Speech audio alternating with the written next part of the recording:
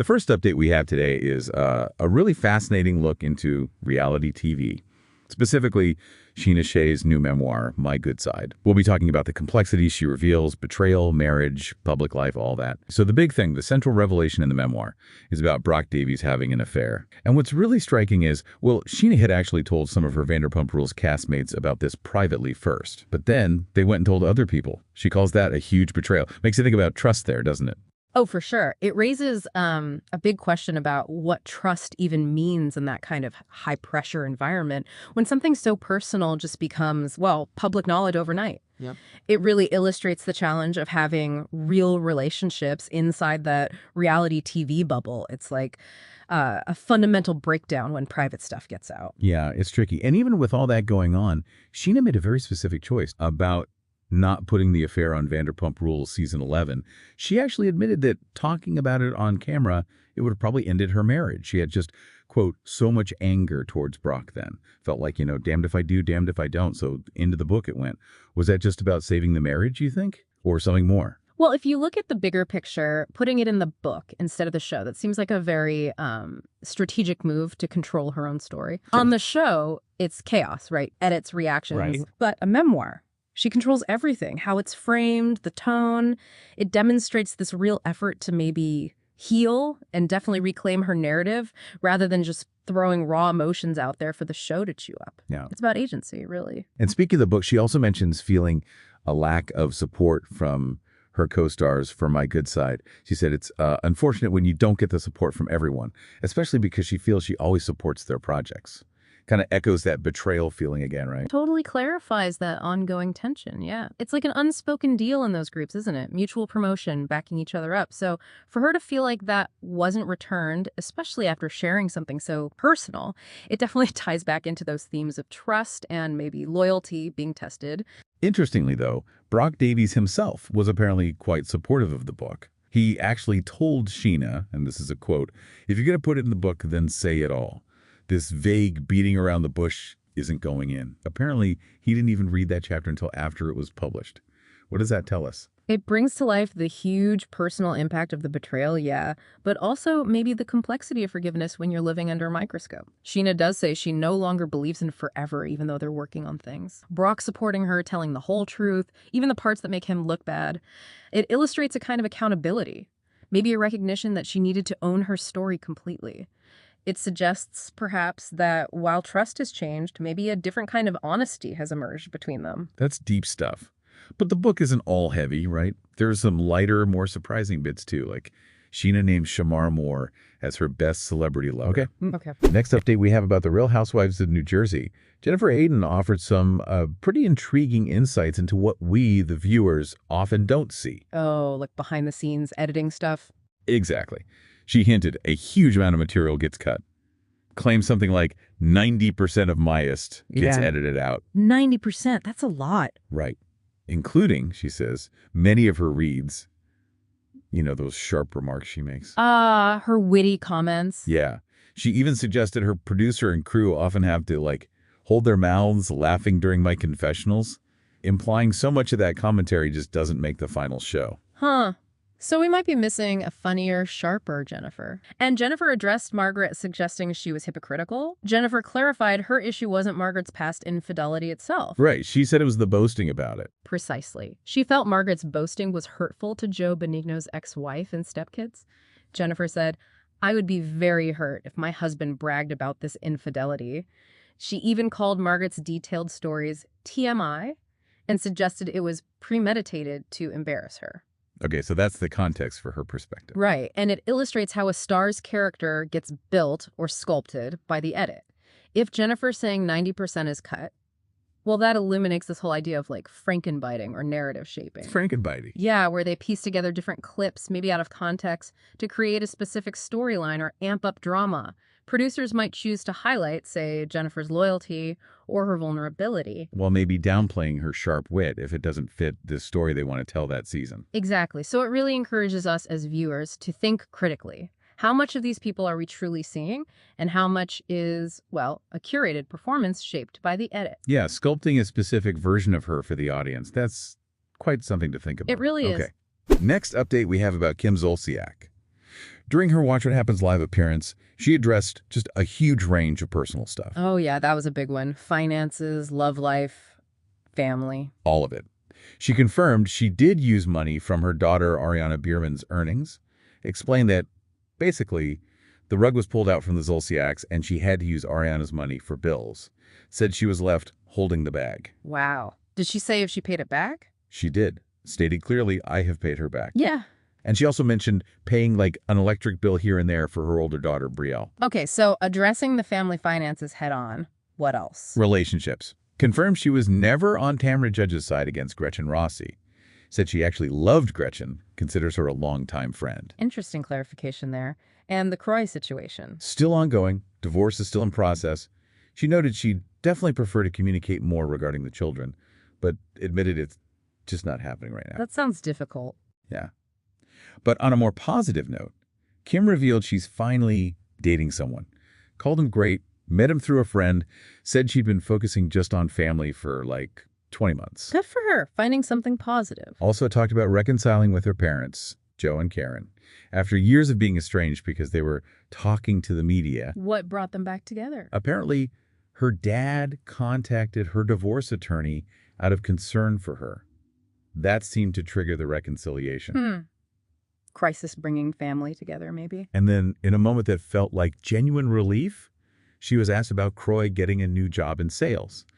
She just went, "Thank you, God." And added, "Finally," 10 years later. Quite a dig there, maybe, but definitely relief. It was a lot for one person to cover. Yeah. That whole interview really depicts a period of intense, dramatic transition and revelation for her. For sure. And her comments also clarified that whole legal dispute over the song Don't Be Tardy for the Party with Condi Bruce. Oh, yeah. What about that? It actually went to court. Cost him $33,000, apparently, before getting thrown out of court. Wow. Didn't know it went that far. Yeah. And she also made a point, said the biggest misconception she wanted to clear up was this idea she wasn't working. She insisted, "I have never, ever not worked." And she still is.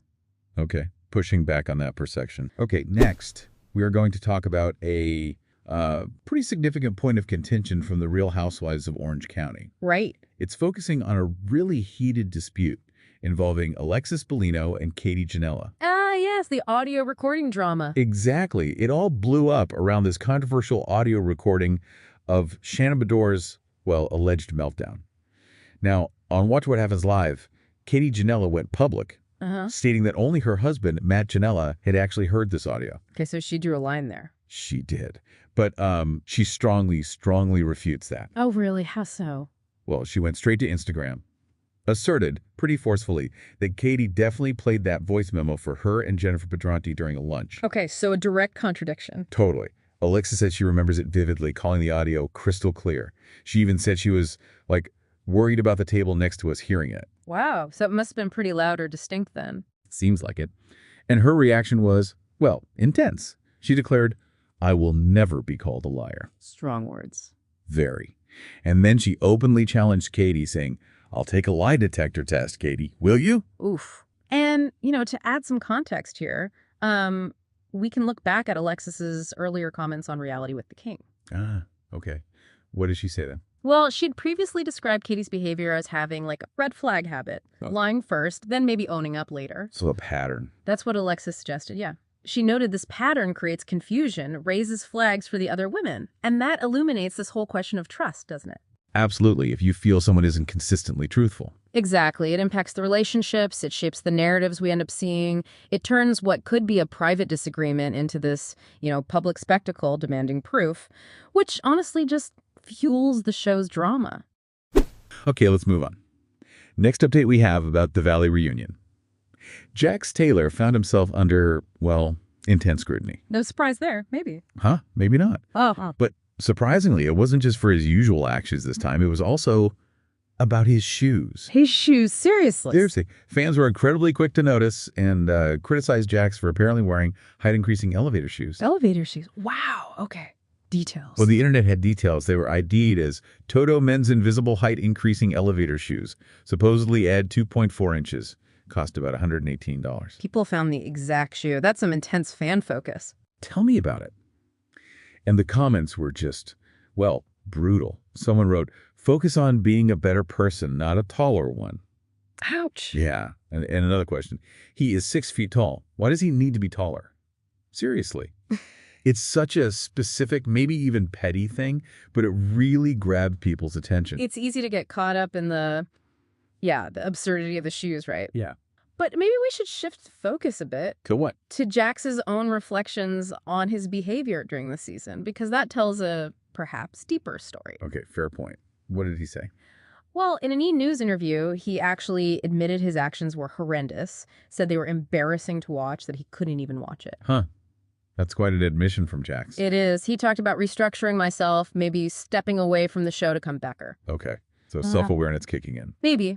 But let's add the context, right? This comes after that intense fight with Brittany Cartwright, his estranged wife. Right. That was rough. And his past rehab stint for cocaine addiction, being served divorce papers publicly. Brittany accusing him of spying via security cams. Oh, yeah. That was intense. And her claim he pushed her into bushes during a rage incident. I mean, serious stuff. Very serious. So it does raise that question, when public figures own their past behaviors so directly, especially after these kinds of public struggles. Yeah.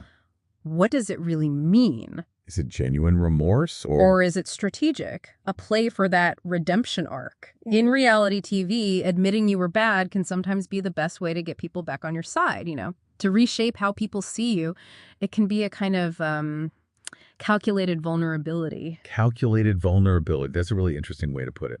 Almost like it's part of the reality TV playbook sometimes. Could be. Could definitely be. Next update we have about the Real Housewives, Orange County again. This time, we get Katie Ginella's side of that very contentious Shannon Bedore audio recording. Okay, so her perspective now. Yes. She basically doubled down on Watch What Happens Live. Reiterated her earlier statement. Only Zaddy Maddie heard it, despite Alexis Bellino's direct claim otherwise. Sticking to her story then. Completely. Yeah. And notably, she expressed zero regret about taking the recording in the first place. No regrets. Nope. Stated pretty boldly, don't give me a reason to have to. Wow. That's unapologetic. Very. She also hit back at Shannon Bedore's claim that Katie was worse than Tamra Judge and Alexis Bellino. How? By bringing up John Jansen's $75,000 facelift lawsuit against Shannon. Oof, playing hardball there, bringing up unrelated legal issues. Seems like it. And another key clarification from Katie. She said she and Shannon Bedore were not friends when the recording happened. Oh, okay. So not a betrayal of a current friendship at that moment. That's her claim. Said they became friends much later, which directly contradicts that perception of betrayal. Did she say anything about other castmates? Briefly. So she's been unblocked by Tamra Judge, who now follows her, so maybe a slight thaw there. Interesting. But when asked about Emily Simpson and Gina Kirschenheiter, just replied, who? Huh. The classic reality TV dismissal. Exactly. And confirmed no issues with Heather Dubrow, but added, we do not talk. So, not exactly close. Right. And connecting this to the bigger picture, it just highlights how these individuals defend their actions, right? They reshape the narrative strategically. Often leaves you with more questions than answers about who's really friends with whom, what the real dynamics are. It's a constant game of perception management. Yeah, it really is. And that non-apology, like Katie's don't give me a reason, that's such a powerful tool on these shows. It asserts control, deflects criticism, but avoids admitting fault, which of course just fuels more drama. Absolutely. It's clear these dynamics are anything but simple. Never are. Okay. Next update we have about the Chrisley family. They're gearing up for their big return to reality TV. Ah, the new series, Chrisleys. Back to reality. That's the one. The trailer just dropped. It marks Todd and Julie Chrisley's return to the spotlight after their release from prison in May 2025, following those convictions for tax evasion and bank fraud. Right.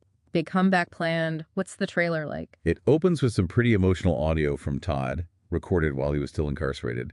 He says, we will get through this.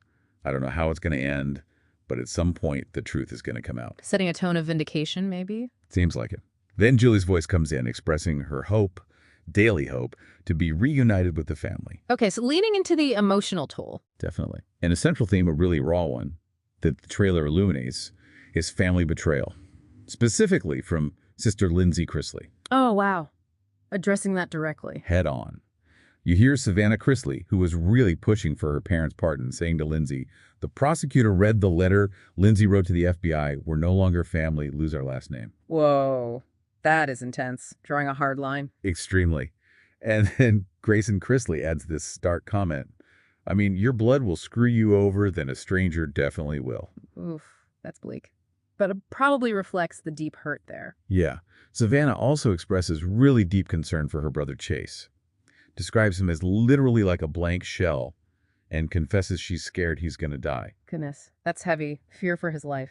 That's what she says. The trailer really sets the scene for a profoundly emotional and, frankly, intense season. Yeah, what's truly fascinating and maybe a bit unsettling is just the raw emotion and these deep family divisions the trailer depicts so starkly. Especially given the context. Exactly. Given the public legal battles, the prison time, it just demonstrates the profound, maybe devastating impact that level of public scrutiny and legal trouble can have on family relationships.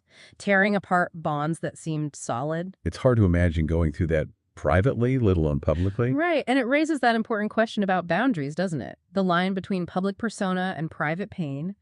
How do families even begin to navigate experiences this intense when their lives are constantly under the microscope? Yeah. I mean, for a show to feature this level of raw, personal trauma sibling betrayal, fear for a loved one's mental state, maybe even survival, it really blurs the lines. Is it entertainment? Is it exploiting genuine human struggle? It's a tough question. It forces you, the audience, to confront the reality in reality TV when the stakes are this high. Freedom, family unity, it's not just about arguments over dinner anymore. Not at all. Wow.